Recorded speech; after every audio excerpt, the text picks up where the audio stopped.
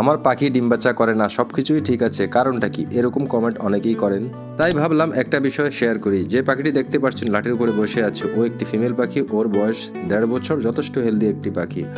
এই ফিমেল পাখিটিকে কয়েকবার জোড়া দেওয়া হয়েছে বিভিন্ন মেল পাখির সাথে, তাও সে ডিম বাচ্চা করেনি। মিটিংও করে, সবকিছু ঠিক আছে, জোড়াও নেয়, কিন্তু ডিম বাচ্চা করে না।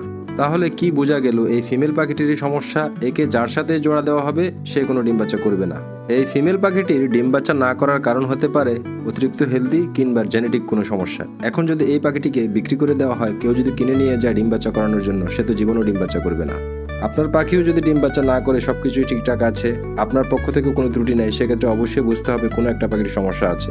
সেক্ষেত্রে আপনি ওই পাখিটাকে চেঞ্জ করতে হবে। সেটা মেল হতে পারে, ফিমেল হতে পারে, সেটা আপনাকে খুঁজে বের করতে হবে। এখন পরামর্শ হলো, আপনার যদি পাখিকে দিয়ে ডিম বাচ্চা করানোর শখ থাকে, কখনোই এক জোড়া পাখি কিনবেন না, 2 জোড়া পাখি অন্তত কিনবেন। এক জোড়া পাখির সমস্যা হলেও আরেক জোড়া পাখি ঠিকই ডিম বাচ্চা করবে। ভিডিওটি ভালো লাগলে লাইক দিয়ে যাবেন। ধন্যবাদ।